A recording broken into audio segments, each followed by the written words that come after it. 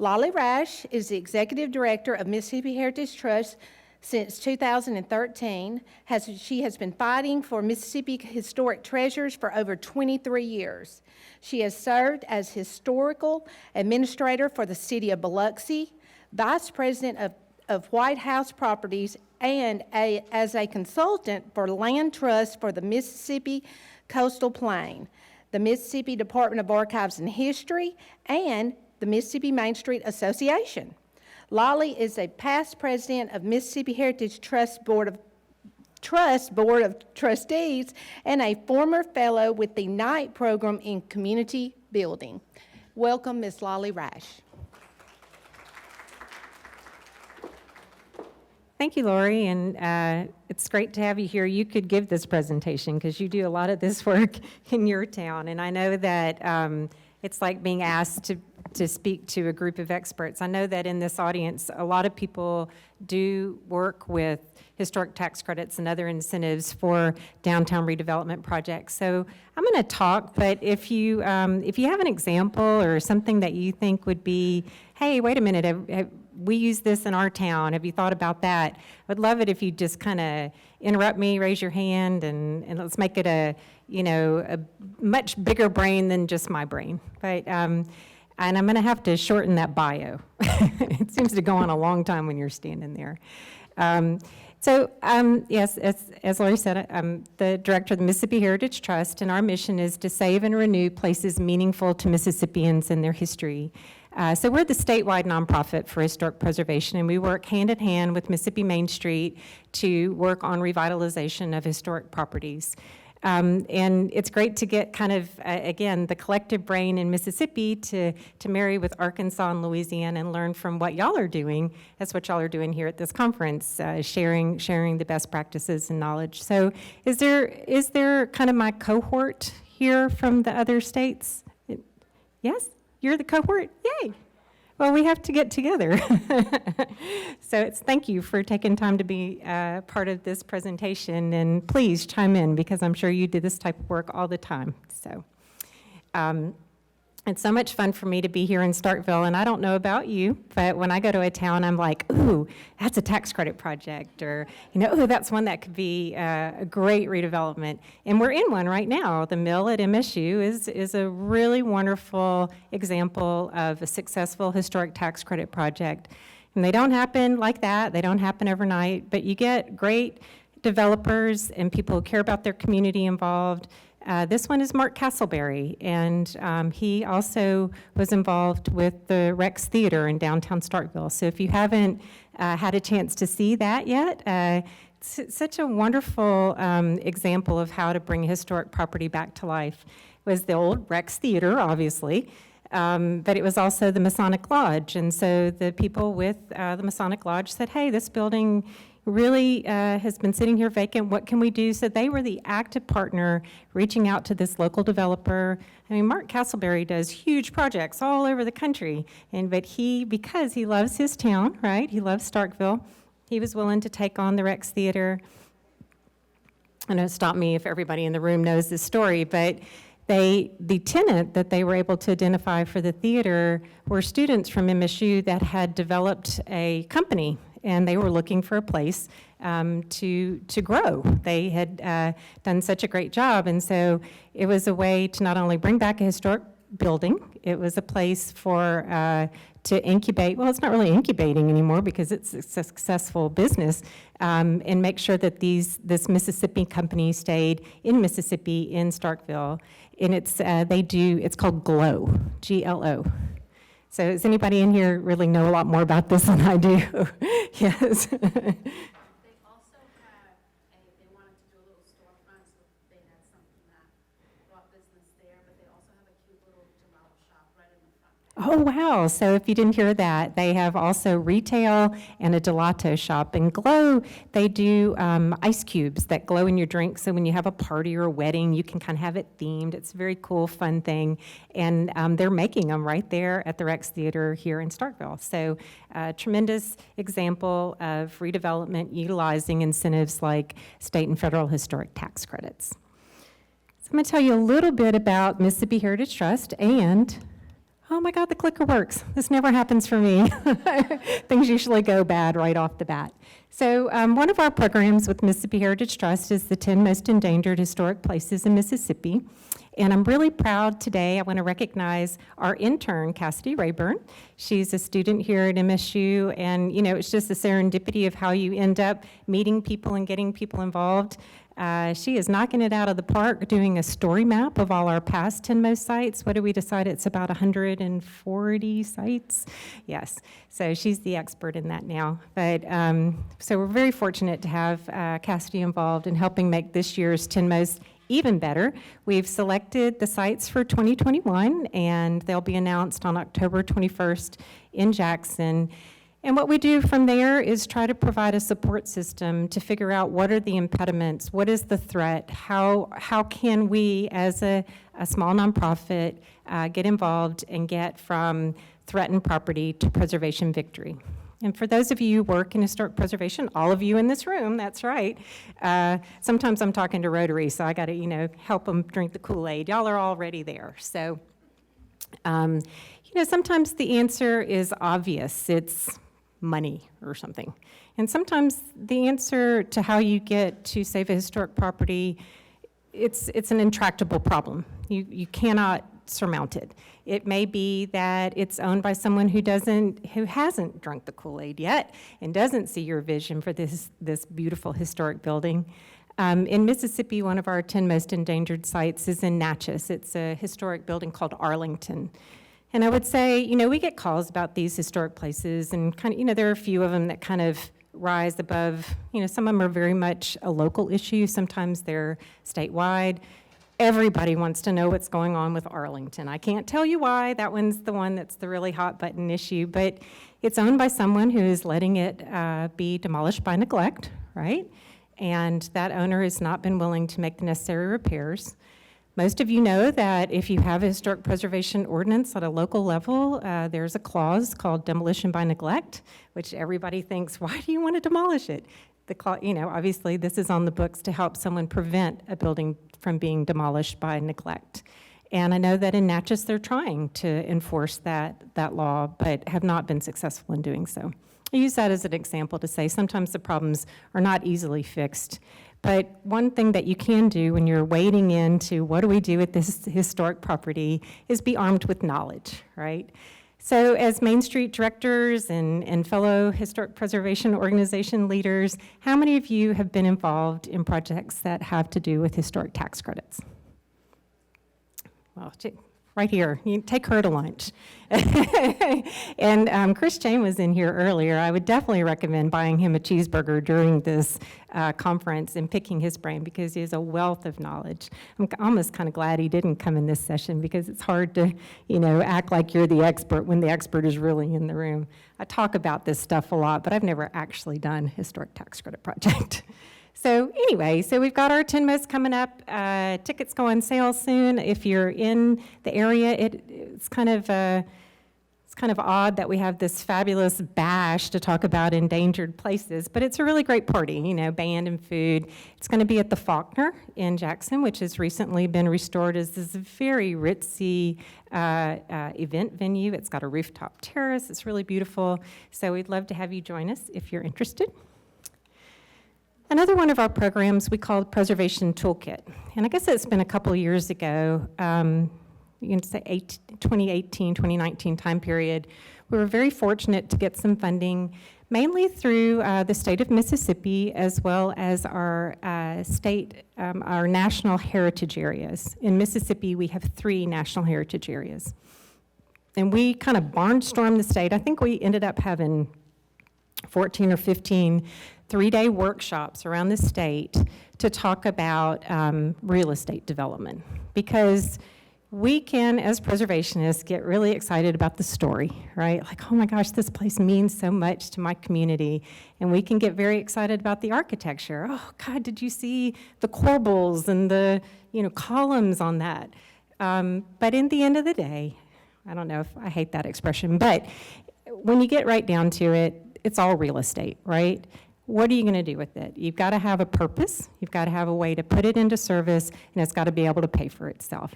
So we hired a consultant. His name's Mike Grody. It's with Alembic Community Development out of New Orleans. And they are a development company that very much marries this idea of importance of story with real estate development. So the projects that they get involved with are usually, the dogs with fleas that nobody will touch, but they see potential because of, this connection to place and story. And so we went all over. I could tell that presentation in my sleep. And Mike Grody, when he first signed on, we had funding to do like 4 workshops. And I'm like, would you do these? And he's like, yeah, sure.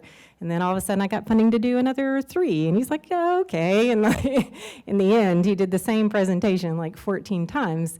And so we've kind of drawn back from that, certainly with COVID, but also just kind of figuring out what our resources are and how best to meet the needs of communities, Mountain and Muhammad. So we had these workshops, and I feel like they made a big impact for the people who were able to participate. I think from now on, we're going to do more one-on-one project-specific work. And as an organization, I'm getting a little off track here, but we're trying very hard to establish a thing called a small deals fund. And if any of you have something like this in your community or in your state, please let me buy you a cheeseburger. And I know where the best one in town is. It's at Restaurant Tyler. We had one last night. It was delicious. Trying to figure out how to remove impediments for the smaller projects. Because if your project is big enough, if it's the mill at MSU, there's enough money that you can usually find the people who have the expertise to get it done, right? I'm not saying it's easy, but generally that's where you're going to find some synergy to get people to the table. If it's a $500,000 project on Main Street that means the world to your community, there's probably not enough money in the deal to get the big guys there to help you figure it out, right? Does that make sense? So as Mississippi Heritage Trust, we see that establishing a fund, a loan fund that could provide startup capital, that could help people monetize the historic tax credits, would really remove impediments to make the smaller deals flow better. And I think if we could get a few examples under our belt, then it kind of builds on itself, right? Like once you have that knowledge base, when you look at a map of tax credit projects in Mississippi, you see concentrations, right? And the reason you see that is because the people in those local communities have made themselves experts on this topic and have passed that knowledge around, right? You're like, oh, well, Sam next door, let me figure out how he got that done. And Sam sits down and tells you. So that's one of our goals through the Preservation Toolkit program, is to bore people to tears about how fabulous historic tax credits are and figure out how to set up this fund. And it's one of the great, serendipitous thing about coming to a conference like this. I just had a chance to talk with the folks out front that are with the Renaissance. They were in the, in the, what do you call the little booths, all the booths, exhibition hall. And I was like, we have this idea, blah, blah, blah, blah. And he's, backing up because, well, who is this crazy lady? But, honestly, that's what they do. They do micro lending for smaller businesses. And I think there might be some way that we could work together to get this established. So be sure to talk to everybody you see here. You never know what little gems are going to be out there. So now I'll actually talk about what y'all came here to hear, which is, where do you find the money to get these projects? And you find it in all sorts of places. This is a building in Lexington, Mississippi, called the Lundy House. Now, Lexington's not a main street, so I don't imagine there's anybody here from Lexington. Anyway, it's a great town. This building ended up on our 2019 10 Most Endangered list. The Bank of Holmes County had purchased it and was going to tear it down just because they thought that it interfered with sight lines for their bank. Now, you got to appreciate, Lexington is a very small town, and we couldn't quite figure that one out. And once they announced that they were going to tear it down, all hell broke loose, and the mayor got involved and really advocated to save this place. And in the end, the Lundy House is now owned by a newly formed Friends organization. It's a big preservation victory in Mississippi. We're really proud of it. And we're proud that the Mississippi Heritage Trust was able to play a small role in making this happen. We served as a fiscal agent until they were able to get their 501c3 status established. So what they're doing now, Lexington is a certified local government. And I think I'm talking to people who know what all these things are. Does everyone know what a certified local government is, right?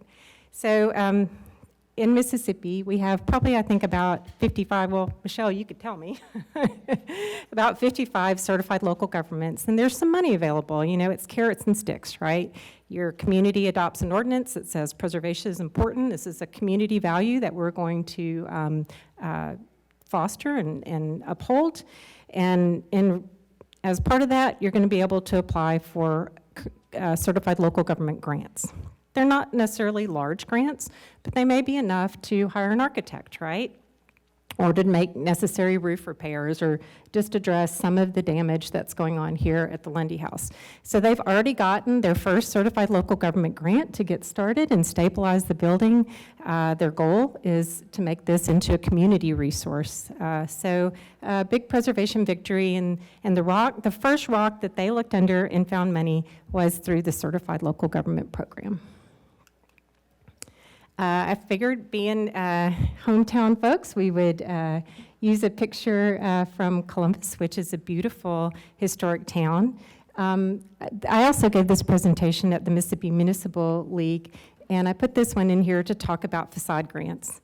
But I don't think I really need to talk about facade grants with this crowd, right? Y'all probably, how many people have a facade grant program through your Main Street, right? Every hand goes up. Well, if you don't, you need to figure out how to get one, right? They're not huge grants, right? What would you say a range for a facade grant usually? Lowry said 2,500. Is anybody else? 500 to 1,000. It's enough to deal with things like awnings, paint, making sure that you have a great presentation on the street, right? And you can do a lot of really great things with a small amount of money when you put your mind to it. So I would, if you don't have a facade grant program, I highly recommend it. And I think, you know, I'm again preaching to the choir here with the Main Street communities, but it's obviously the towns that care about their downtown that are the places that we think are special in our state and that we want to go visit or live. And Columbus is a great example of that. Oh, that's dark in here. This is the Lowry house in Jackson. This was on our 10 most endangered list back in 2005, and it was going to be torn down as part of Baptist Hospital's expansion. It was in the parking lot. And we had a board member with Mississippi Heritage Trust that said, hey, that one is just too important to lose. Let's jump in and save it. It's not normally our role, right? Our role is to support other people's efforts and make sure that, you know, your local group, like the Friends of Lexington Preservation, get formed and get behind the Lundy House. But in this case, we decided to take this one on and restore it to become the headquarters for the Mississippi Heritage Trust. We got land from Baptist. They were very generous. We moved the house, and over 16 years, I think, restored it. I wouldn't recommend that as an approach, but that's just how we were able to do it. And in this case, this is an example of utilizing state loan grant funds. So in Mississippi, we have a grant fund called the Community Heritage Preservation Grant Fund. And it's not always funded by the legislature, but it is often funded, and generally it's a pot of, let's say, $2 to $3 million. I'm looking to Michelle because she might know even better than I. But these are not always, you know, huge grants. They're probably not enough money to get the entire project done, but it's going to help you get the foundation done. Or in the case of the Lowry House, the next grant went for like the exterior, the roof, you know, the windows. And then you just kind of chip away at it, like by cobbling together grant funds.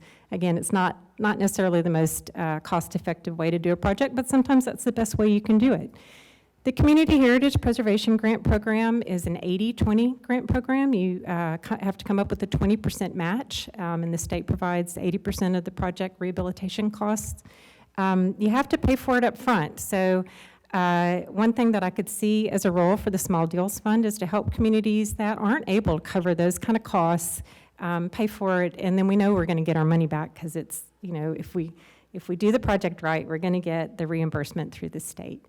Are there any programs like that in Louisiana that are a statewide preservation grant that's regularly funded? There's some through Louisiana Main Street. Okay. I don't know that they're annual. It's kind of- Yeah. Well, you know what I think that you should do is start taking your state representatives to lunch.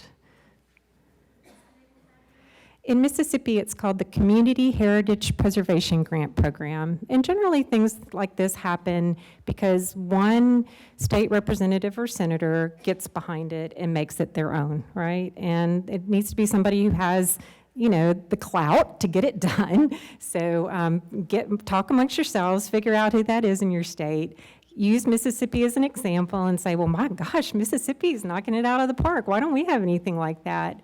This program's been around for a long time in Mississippi. I think there have been 13 or 14 rounds of funding, and they mean, you know, a huge difference for projects like the Lowry House. In Mississippi, the program is specifically focused on schools, courthouses, or other historic properties within certified local governments. So again, another carrot to get people to become certified local governments.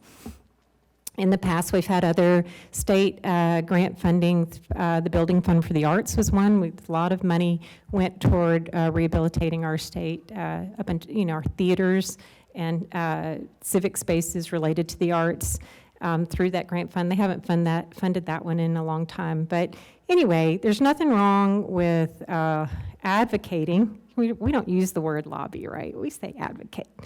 Advocating for state funds for historic preservation, and you should be doing it at every opportunity. You know, you run into your state representative in the grocery store, he's used to getting cornered and having somebody hit him up for something. Talk about preservation, you know? Tell him that you want a state fund that helps smaller projects, right, get off the ground. Places that, you know, maybe it's not gonna be enough money to do the whole thing, but it's certainly gonna be beneficial to moving the project forward. So I hope that one resonates with you guys. And a little bit of an aside, if you have a state representative or senator who is in a position of power in your community, use them. You know, I see nothing wrong with jumping to the head of the line with your project, because it just means that you're willing to get out there and figure it out, right? Like, I don't know what your project is, but hopefully in your mind right now, you're thinking of whatever it is that's the problem child in your town that you're trying to, what do we do with this thing, right? Well, right before I left to come here, you know, I was desperately trying to get through that to-do list. I don't know if y'all checking off the to-do list. And when I was writing a letter in support of funding through, this is not state funding, this is federal funding. I don't know how they did it, but in Holly Springs, is Christy here? No. In Holly Springs, there's Russ College is in Holly Springs, and they've acquired one of our 10 most sites was Mississippi Industrial College. And it's great historic properties. Belinda Stewart, I mean, if you need to go by her booth, everybody's admiring my button. This is Belinda Stewart Architect's button. They're working with Mississippi Industrial College to rehabilitate it to become a center for related to civil rights, social justice, and telling the story of the life of Ida B. Wells. And they've gotten money in a federal appropriation. They haven't gotten it yet, but they're trying, you know, it's in there. And if the legislation passes, they're going to be, you know, I mean, it's like essentially a line item in the federal budget to get funding for the Ida B. Wells Center for Social Justice, right? So, I mean, if you've got that kind of clout, go for it. Make an appointment with Senator Wicker, sit down, tell him, maybe not him personally, but tell somebody in his office what your vision is for this place, and go after public money. I see nothing wrong with it. Is everybody, like, I don't know, what do y'all think about that? It's like, yeah? We're actually doing that at this time for the Rails and Trails, our museum and historic depot. Through federal funds? Yes. Yeah, so, Stay and pay. yeah, so Lowry said that, you know, they have a vision for Rails to Trails in their museum there, and they're turning over the rocks, right? Like, knock on those doors, don't be shy. That's what they're there for. I know that when I first started, I would be just terribly intimidated to even make that first call. Well, I've gotten past that now. What's the worst they can do is not take your call or tell you no? You know, I mean, at least try, and the next time they're gonna know you, right? So I would say, I would highly encourage you to try to jump to the front of the line. There's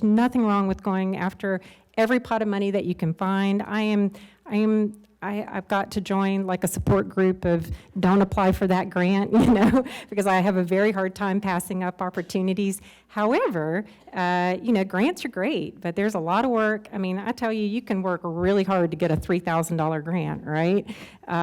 Or you can write a letter and get a $500,000 appropriation, So anyway, I don't know if that resonates with y'all, but I would highly recommend you building those relationships, making sure that the people who have decision-making capabilities are interested in your project, knowledgeable about it, and know that you're working to save it, right? So who can tell me what project this is? Andrea. Yay! So in Mississippi, this one is the Phoenix, right? I mean, this poor building, it got hit by a hurricane, but we're going to save it. And all of a sudden, somebody set it on fire, but we're not going to let it go. And so if you can see here in the picture over on the edge, it was held up by metal supports for years. How many years? I don't know. Most towns would have given up on this one, right? I promise you that I don't know why Hattiesburg has such a strong preservation ethic. I think it's the individuals that get out there and talk it up and fight for it every day. It's ground up and top down, right? It's all which to say is this one is now 72 apartments for seniors. And I can't really tell the demographic from here, but guess how old senior is? 55. This is so painful. Anyway, but we young seniors could get an apartment here. It's beautifully restored, and it's such a point of pride for this community. And I digress just a little bit to say, I mean, these are the kind of places that I would want to live, This is a town that cared about saving this historic school. They didn't mow it down. Some towns will tear them down when they're in great shape, This one was in terrible shape, and they managed to figure out a way to save it.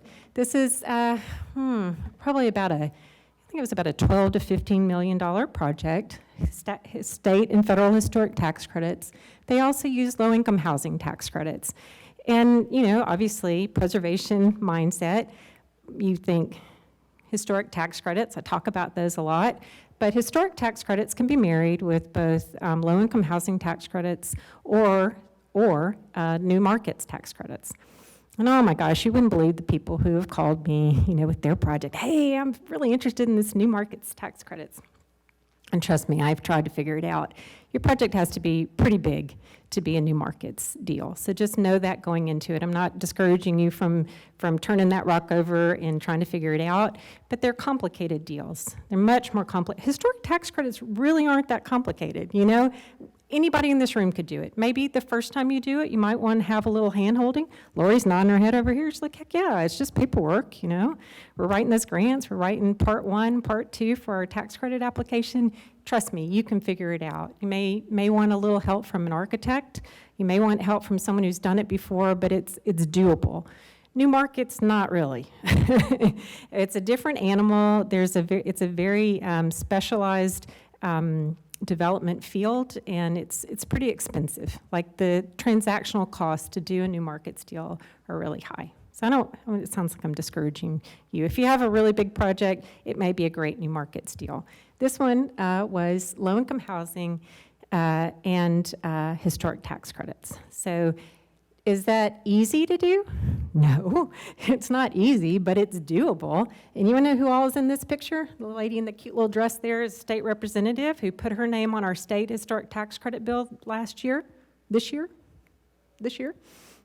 One in the middle is the mayor. Of course, he's there to cut the ribbon, but Andrea, was he a big part of this? Absolutely. You see our state representative right over there, and the guy looking down is the developer, because he's so beaten down at this point, he just can't look up. But his name is Steve Nail, and I'm so fortunate to count him as a board member from the Mississippi Heritage Trust. Every Main Street has a board, right? Y'all all have board members? Get all these people on your board. Y'all probably already do that, so I mean, I'm telling you something you already know, but I would highly recommend getting someone with development experience involved with your organization, because they speak a little bit different language, right? As I said, a lot of times with Main Street, you're juggling a lot of things, wearing a lot of hats. Nobody expects you to be instant expert in everything, but you need to be knowledgeable about it. You need to at least know that those opportunities are out there, and get a Steve Nail on your board who, I mean, he's the big picture guy. He hired Chris Chain, who is president of Mississippi Main Street right now. Is that right? Did I get that wrong? Yes? Chris Chain, yes, who is a tax credit consultant to work on this project. So anyway, those are good guys to have in your court, and I think just this is a great example of a successful historic tax credit project in Mississippi.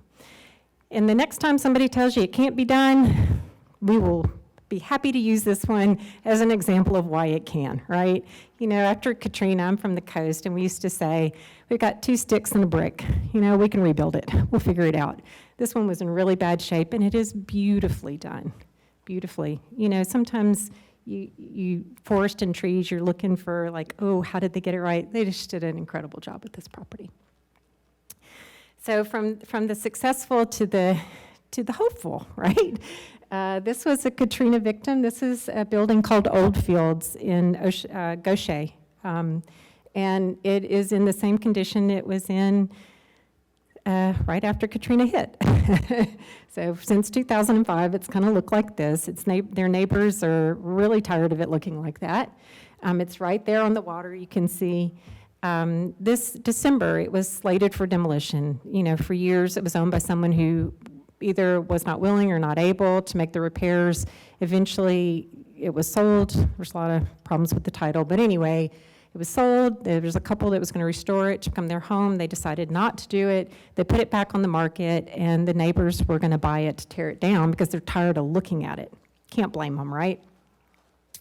So we had someone step forward, a longtime friend of the Mississippi Heritage Trust, who said, again, this one's just too important to lose, and gave us the money to buy it. Is this the role we normally play?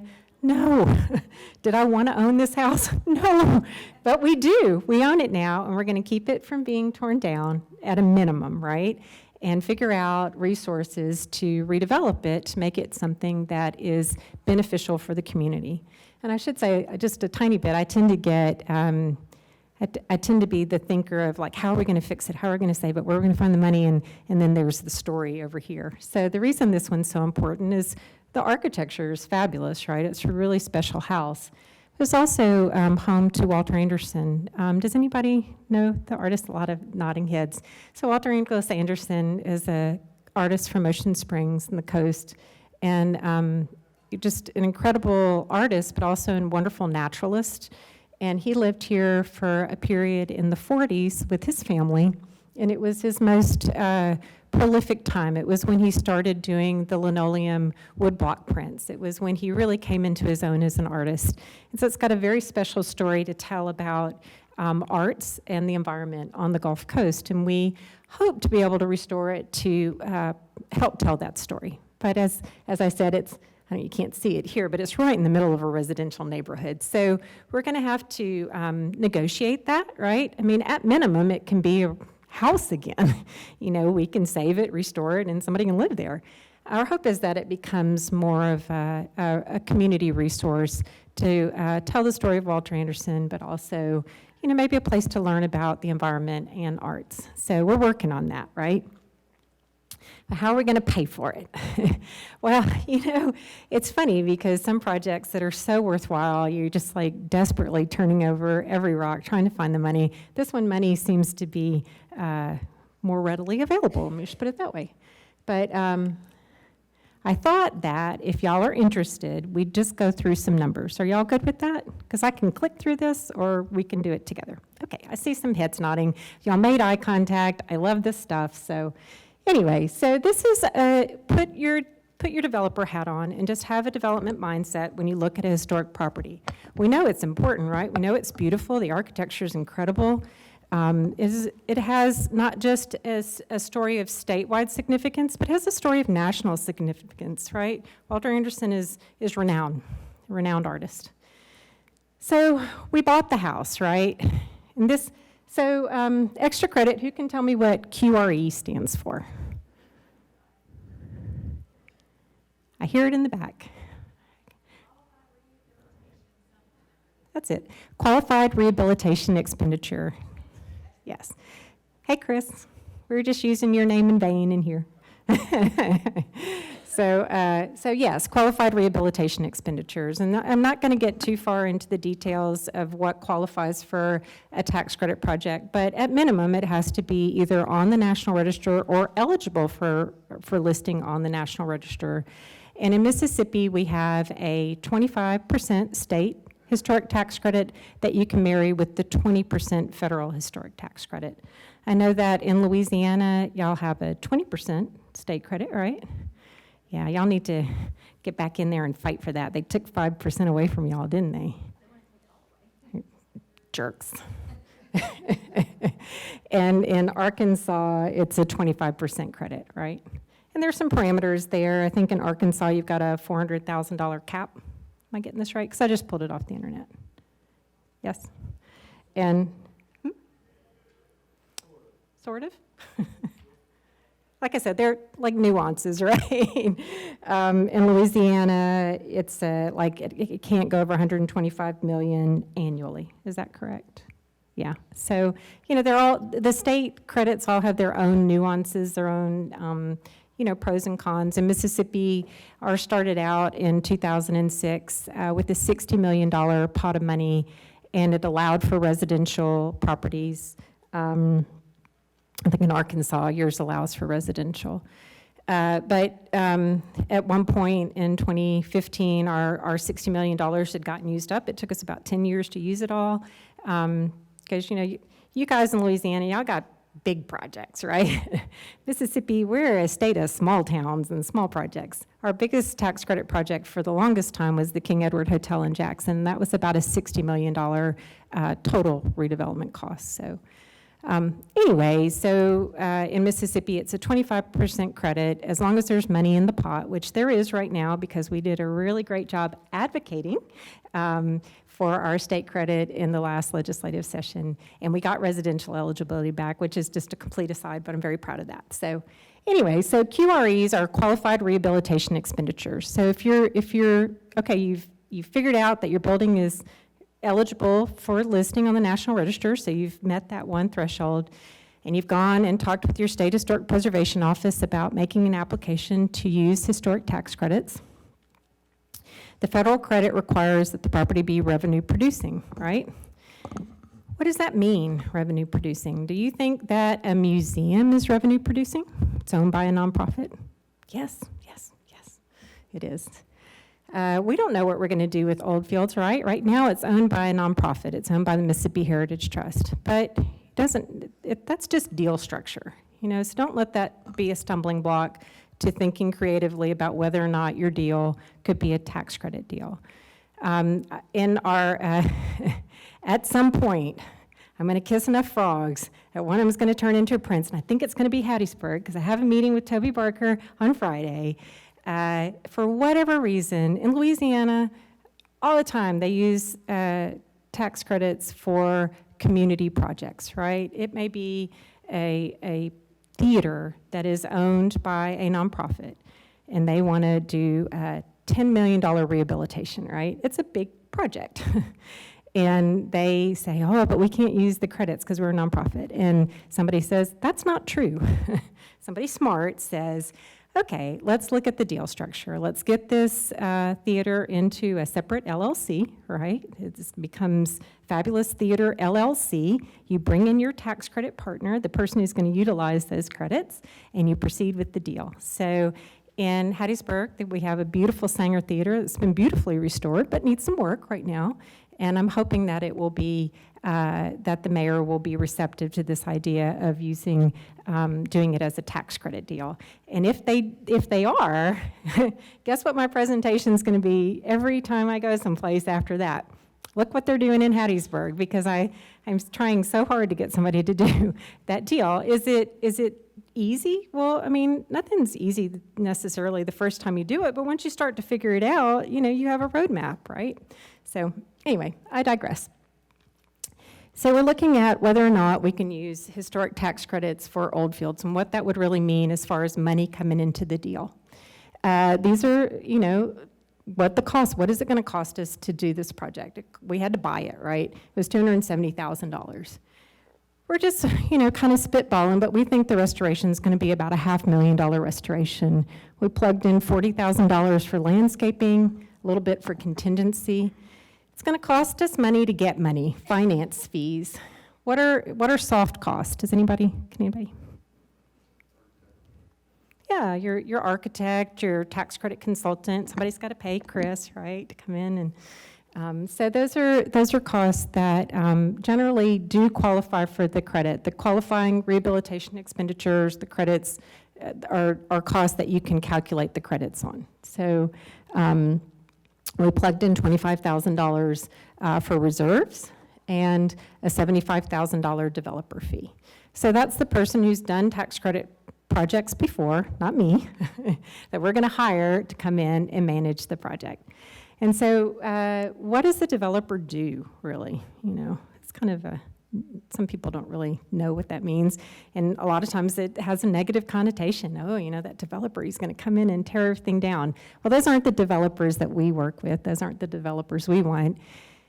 Mike Grady, in giving the presentation for our tax credit workshop, he used the term, have you ever seen that commercial where the guy's herding cats? He's like a cat herder. He's the guy who's going to make sure all the moving parts move in the right direction and you get to the finish line. It's not necessarily the owner. It could be the owner, but sometimes it's somebody you just hire to help you get the deal done. So anyway. So this is how you calculate those. The construction, the rehabilitation of the historic fabric of the building, 100% of those costs are going to qualify for our state and federal historic tax credits. So we put $500,000 in that qualified rehabilitation expenditures column. Property acquisition, you're not going to get any credits on that, right? Landscaping, they don't care if you plant beautiful bushes. What we're talking about, this is an incentive to get you to save that historic building, and so landscaping is not a qualified rehabilitation expenditure. We're just kind of guesstimating here, but we think that the contingency fee, probably about 90% of that is going to be used on things that qualify for the tax credit. We kept out a little bit. Maybe there's some legal costs related to the site itself that don't qualify. We're just kind of guessing based on past experience.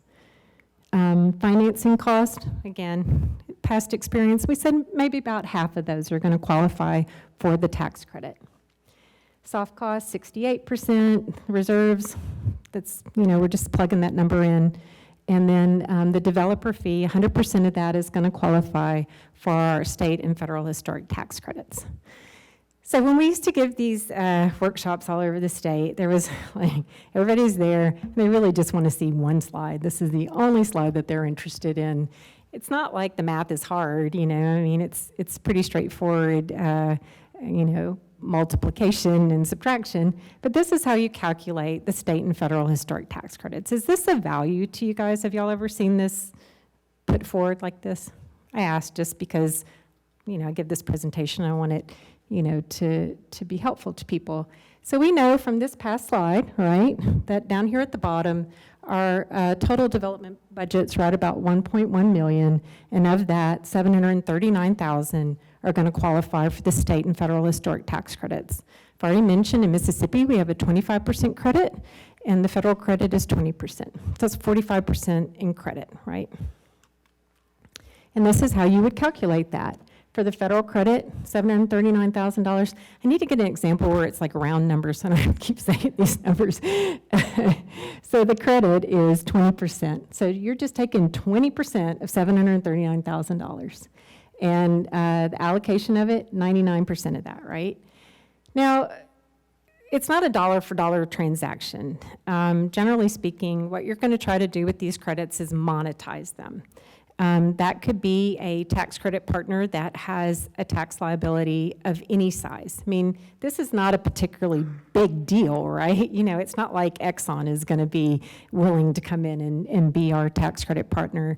But that doesn't mean that somebody in that community, a high net worth individual, might not need this credit, might not want to see, I guess I'm not using the words quite right there. But anyway, they would want to see old fields redevelop, and they're willing to come in and be your tax credit partner. So, maybe you talk to local banks and see if they're interested. Or Chris, what doors would you knock on, right?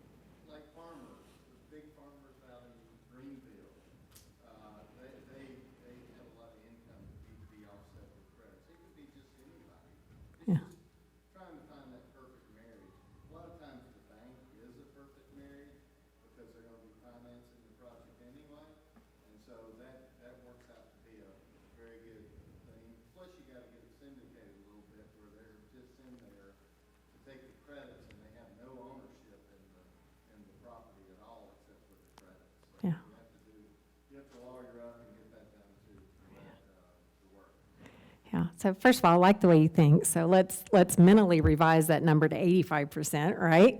And then we end up, here's $109,000 that the federal government is, going to essentially be investing in our project. Can anybody tell me why?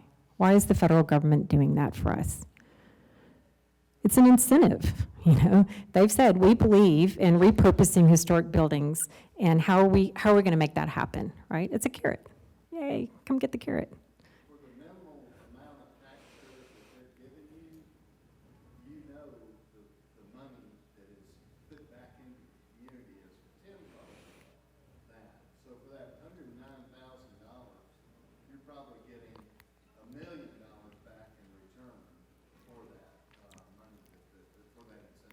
Yeah, so when you're making the case for this project to your local economic development people, what do you say? Well, we're going to put 10 people to work rehabilitating this structure.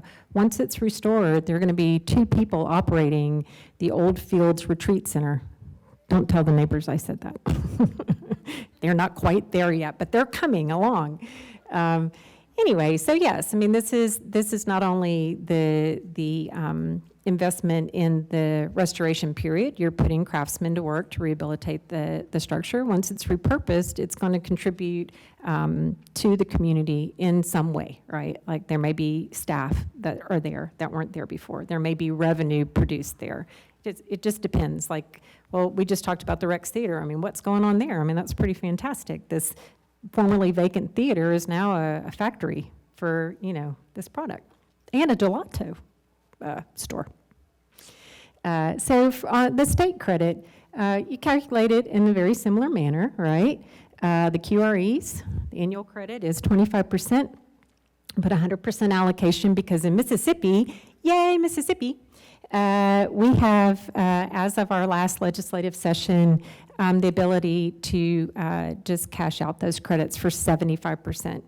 If you want to keep them all, that's fine, but I would say time value of money, it's very smart that you just, you say, okay, state of Mississippi, you've given me the opportunity to get 75 cents on the dollar right away, and we don't have full transferability in Mississippi. I think when I was looking at the credits, I think it was Arkansas has full transferability, that you can just bring in the partner and sell the credits. But in Mississippi, we don't have that, but what we do have is the ability to sell them back for 75 cents on the dollar. So that's good stuff. So anyway, does anybody have any questions for me about this? Was it helpful? Yes?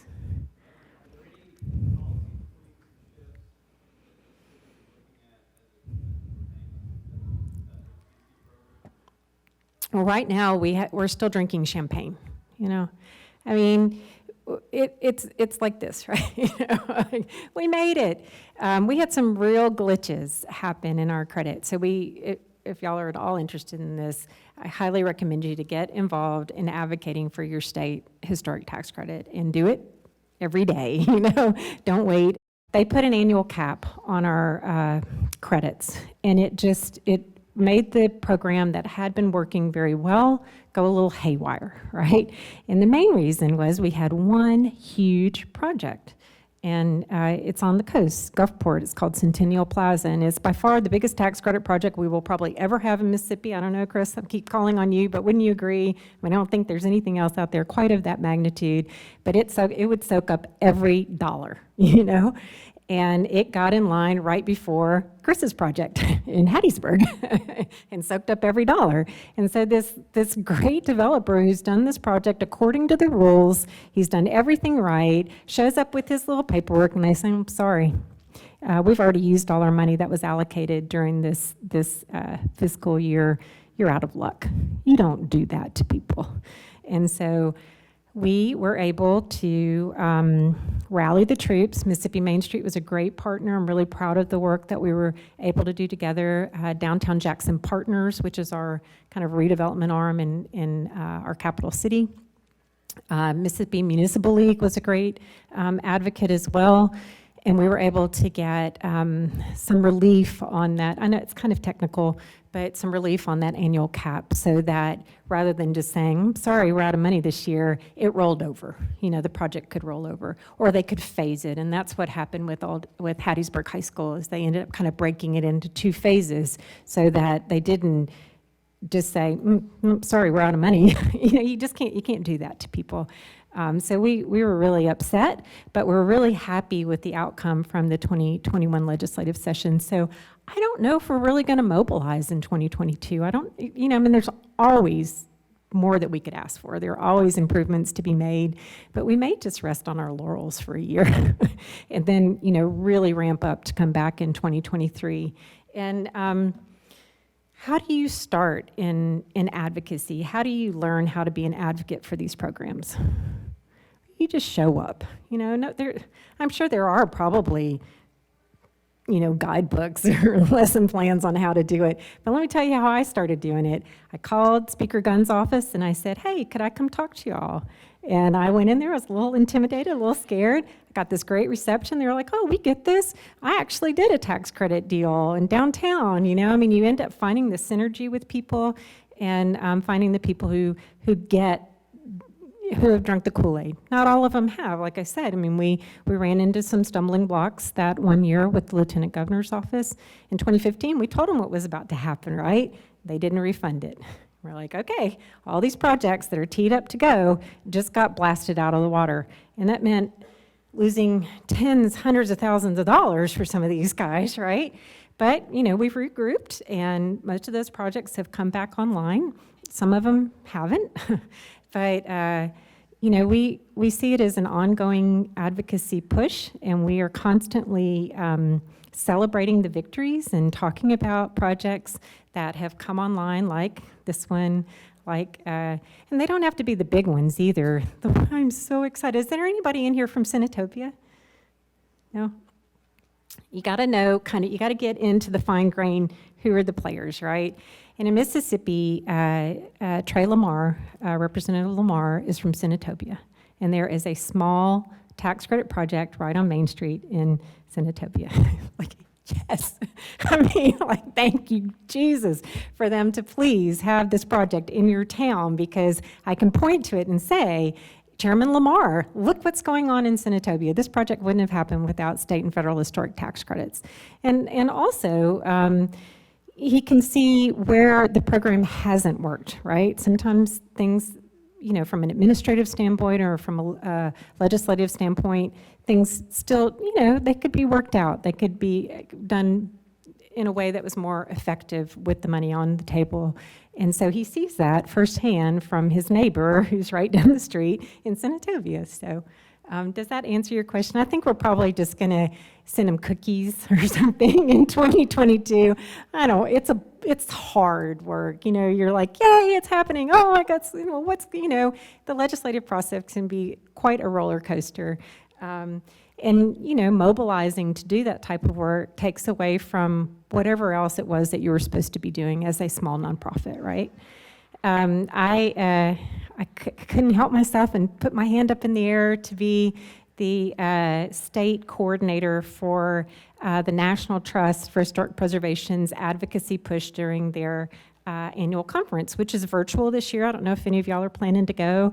You think virtual conference, what the heck? But I did it the last year when they did it virtually, and it was really good. I got a lot out of the sessions. I enjoyed it. And so I said, yeah, I'd love to help with that. And then I figured out what was involved. So Cassidy, our intern, is going to help coordinate. But, you know, that's what those guys are there for. I mean, we're going to have a series of calls with our congressional delegation, just let them know what's going on in preservation. Really helps to be able to single out a great tax credit project in their town. Senator Wickers from Tupelo. So, you know, I got a lot of good stuff to say. Hey, look at the Carnation Dairy building. Look at the old Federal building as examples of successful tax credit projects in their districts or in their hometowns. And, you know, it takes a little coordinating. So, I don't know, how am I doing on time, guys? And so anyway, this is where we're going to find the money for old fields.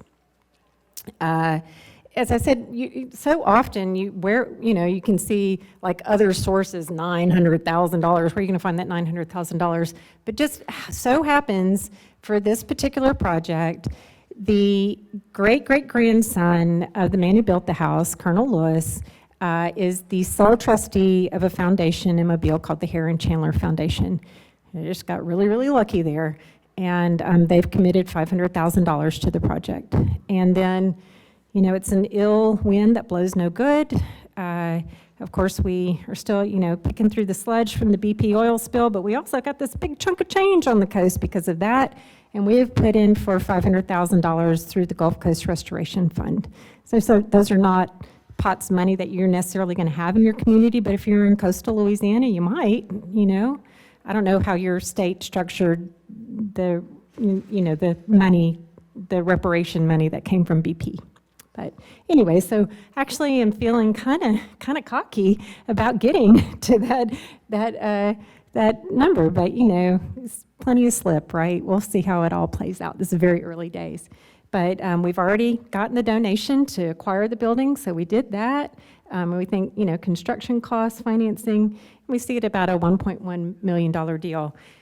And we very much, as an organization, want this to be a historic tax credit deal because I want to be able to use this as an example for other communities to say, you know, this one wasn't obvious. It's not a huge project. It's not, you know, an obvious commercial project, but we were able to utilize that incentive to make this happen.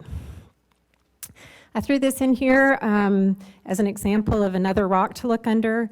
It's not often you can find money for bricks and mortar restoration, but our national heritage areas are willing to do things like let us just go rogue and put roofs on churches, which we did in this little town called Estill. This is a project in Vicksburg. I use this one as an example to say money's going to come from a lot of different sources. This is going to be an innovation tech center. It's the old Mississippi Harbor building. And sometimes funding can be driven by use, right? Like, what are you going to do with this place? You want to save it because it's beautiful. You want to see it, you know, be a contributing element in your downtown, but like, use may not be at the top of your brain. Well, sometimes it's like a, you know, tail wagging a dog situation, but sometimes you can look for a pot of money and then there's a property over here and for whatever reason, they're a great marriage, and that's the case here. This is Gulfport Library on the coast, very close to being demolished. After Katrina, it was in really bad shape. A lot of people worked hard to save this building, but I will say, as the case in so many preservation victories, it was one person who just simply wouldn't give up on it. His name is David Hardy. He's an architect, and he fought like hell to figure out how to repurpose this building. Serendipity would have it, right next door is where they put the aquarium, the Mississippi Aquarium. And so this is now office space and educational space for the aquarium, but it's also a transportation hub for Coast Transportation Authority. And that's where they found a lot of their money, was transportation money. And it's like one example I have in Mississippi to be able to show this hybrid deal where it's a tax credit deal, but also a public project that brought in a lot of public funds to make this happen. So I don't know if y'all are big modernist fans, but it's just incredibly glamorous formalist building. And it's not in the dump, so yeah, yes. So I think I ran out of time for questions. But we love having our Main Street partners as members of the Mississippi Heritage Trust. If you're not a member, y'all are always a member. Thank you, Baldwin. But we'd love to have you as a member. Hattiesburg's a member. Any other members in here? Well, anyway, thank you, because that's how we are able to do the work that we love to save historic places around the state of Mississippi. I'm sorry I didn't leave time for questions.